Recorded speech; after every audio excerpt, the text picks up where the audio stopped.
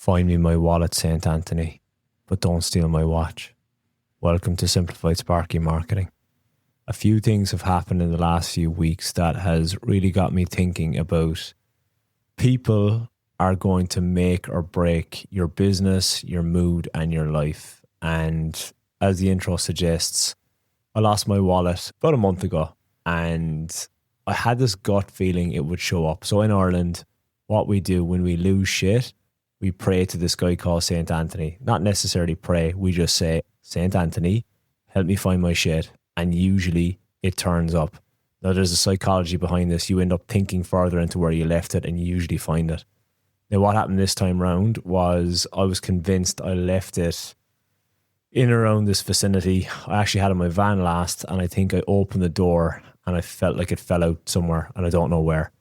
And fast forward 3 weeks, lo and behold, on a Sunday afternoon, my wife goes out the door and says, "Look at this. What the fuck is this?" My wallet covered in shit, $350 cash in there, every single card in there. And two wonderful people dropped it off at the door. We weren't in at the time. I would have literally said, take the money out of it. I just want the cards in the wallet because the wallet has got sentimental value to me. I got that in the Amalfi Coast on my honeymoon, and therefore it's got sentimental value to me. It wasn't the contents, it was more so the wallet. So I held faith that I was going to find it. I'm not very religious. It's for the fun. You pray to St. Anthony, and it miraculously showed up, which was crazy. Fast forward 2 weeks later, I have got too many watches, as I mentioned to my members last night. I gave them this whole spiel so you get the shortened down version. But basically, long story short, I listed the watch on eBay. It ended up selling. A guy went to pick it up. We had an agreement that he was going to leave money on pickup. So basically he entered my courtyard, and there's 3 cameras on it, which caught him in broad daylight, coming in, taking it and not leaving any money, even though he told me he was going to leave me money. And he took off, and I sent him a screenshot of him on camera, and I said, it's in your best interest that you send the money, or else you're going to have the cops on your door because I have your address as well, which was a bluff on my behalf because I lost his address because I said pick up, not send it. Anyway, he ended up paying via PayPal, all good. But the start of the week, or maybe 2 weeks prior, I was like, fuck, there are actually some decent people left in the world, that those people dropped back my wallet. And then secondly, I was reset again by going, fuck, there's some nasty fucking people out there in the world. Just trying to pull a sneaky, pull a fast one. This is what got me thinking about your business and your life. And the people you hang around with in your personal circles are going to make or break your life, of how you feel, how you act, how you get up, how you actually feel like you're going to progress in life. People you hang out with are going to drag you down, or they're going to influence you and actually bring you up and rise you up to that level. And I'm very fortunate. I have got so many people around me that are absolutely inspiring.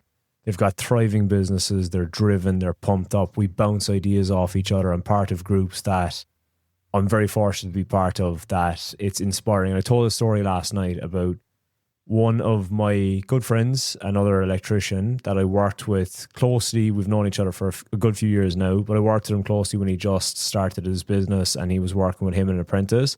And now the guy is absolutely killing it. He's got, I think, 6 staff, and he is going gung-ho. And he said it to me, he's like, he's got his set dates and age that he wants to absolutely pump his electrical business, see how it goes, and there's nothing stopping him. And I admire that, and that's hugely inspiring to me, that I'm just like, fuck yeah, go nuts, go for it, see how you go. And he's just going gung-ho. Then there's people on the opposite side of that will turn around, and you'll be of that mindset as well, of like, I would like to push my business, I would like to do this, I would like to do that. But you may be hanging around with people that will go, it's quiet out there, isn't it? And you're like, yeah, I don't know. I don't know about that. I think there is work out there if you just actually try and get some work. And what happens is, if you've got a circle of those kind of people that are going to drag you down, it's no good for your mental health. It's no good for your drive. It's no good for your business. They're going to drag you down to their level. And as I said before in the podcast, if you lie with dogs, you will get fleas. And as I said, I'm very, very fortunate. My friends, my people I hang out with in business, I've just got good circles, and therefore it inspires and it drives me. And I hope that I inspire and I drive people. Even you listening to the podcast, I'm hoping that you can take from this, you can take energy, you can take stuff that I mention, stuff that I do, stuff that I teach, and plug it into your business. And hopefully you get a successful business out of that. It's negative people will bring you down, and just kind of people that just, they don't really care. They just see the glass is always half empty. It's the people that are half full are the people you want to be with. People you want to hang out with are those guys. Now, when you move this across to your friend circle, this is where it can be detrimental as well, because you might have a circle of friends that aren't business owners, and you're a business owner, you're an electrician, and you might be in business 2 or 3 years, but what you've found is you're spinning wheels, and you're just like, I would like to get ahead, but unfortunately I've got those one or two mates that every 3 or 4 days I end up in the pub after work just having a few beers, when I should probably be working on my business. I should be progressing. I should be doing stuff within my business to make it exceed and make it progress and make me more money, grow, get staff, whatever you want to do with your business.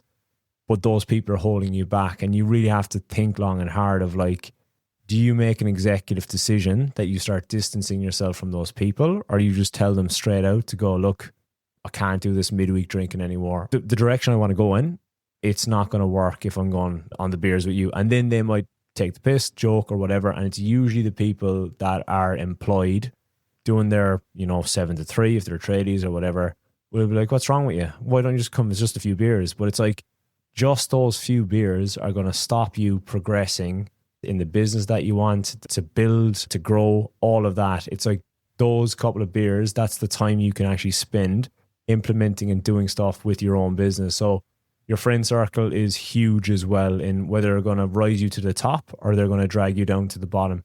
If your friends are business owners as well, you're in a good network that are, you can bounce stuff off them. You can compare ideas. If you've got issues, you can pass it to them as well. And so your friend circle is massive as well. Now, lastly, what I'm going to speak about is your staff. And if you have got staff, and if you have hired staff are going to make or break as well. Staff are going to make or break your mood, your company. A bad staff member inside a good group of guys can be extremely cancerous. I've witnessed this as well in companies that I've worked with. Is you have a group of good guys working, and then you've got one guy who's dragging the heels. And because he drags the heels and expresses this to other staff. I remember I was working many, many years ago for a company. There was a guy and he was like, fuck, what are you doing that for? One guy was keen to do something, or we were doing something on a job, and he was like, what are you keen to do that for? It's just like, you're not getting paid enough for that. And then the guy goes, you know what? You're right. I'm not. That's above my pay grade. I'm not going to do that. And all because that guy was just a super negative guy, and he just dragged people down. And then the guy that was meant to do the task was like, yeah, actually, no, you're right. Then that spread throughout the company, where 2 or 3 other people were like, yeah, I'm not getting paid enough to do this, so I'm not going to do it. So it's in your best interest. If you got 1 or 2 disgruntled staff that are wreaking havoc inside in the company, it's not good keeping them around, because they will drag you down. They will absolutely fuck your mood. If you know they're bad inside your company, that's where it's really going to hit you. Is like, they're bad, but you're keeping them. You might be desperate for staff. Everybody knows it's difficult to find excellent staff. Obviously, this toxic person is very difficult, and you can most likely replace him with someone slightly less toxic, and it might be okay.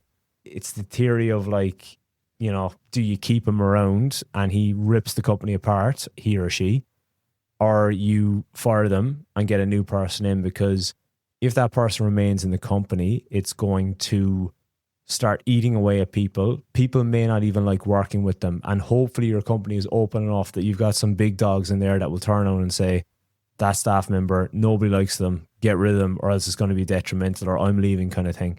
So I just said I'd put this out there. It was just a thought I had, and it all stemmed from a job that I did. It was the first job I did back this January after the Christmas break. The guy was back and forth with email. He was extremely intense, very thorough, strange kind of individual I found via email. Never met him. It was all via email. He came via referral. And I was dreading the job when I got there, and walked in the door. Him and his wife opened the door. Super cheery, super happy people. And they were the kind of people that were like, if you want to sleep, there's my bed. I've changed the sheets. If you want the bathroom, it's over there. Let us know. You can leave the door open. We'll leave the apartment. Coffee's there. Now, they obviously didn't say that, but you know what I mean. They were just the nicest people. It just changed my mood. Instantly, I came in almost in a bad mood, just going like, fuck, I don't want to be here. And once I met them, they were cheery. My mood lifted. And that's what I'm saying with this whole podcast is, people are going to make or break how you feel throughout the day. Like, they will literally drag you down, or else they're going to rise you to the top. Obviously, to emphasize the hang out with the right people as your mates, hire the right people as your staff members, and work for the right people. And that's where many people go wrong in business. And I did this as well when I just willy-nillied and freestyled and just took whatever business that came my way, is you end up working for horrible, horrible people. And it just ruins your day. It ruins your week. Even little things like if you receive, negative feedback on something from a client, or if you get a negative review, like that will literally ruin your day. And it's very important that you set yourself up in your marketing and in your targeting to your clients. You need to be attracting the right type of clients that are going to come to your door, appreciate you, appreciate what you do, and just be A-grade clients, because D-grade clients are horrible people. They will squeeze you down. They'll want the most amount of value for the least amount of money. And they're the kind of people that will be standing over you, watching you as you do it, which nobody wants. If you need anything else from me, all the links you need are in the description.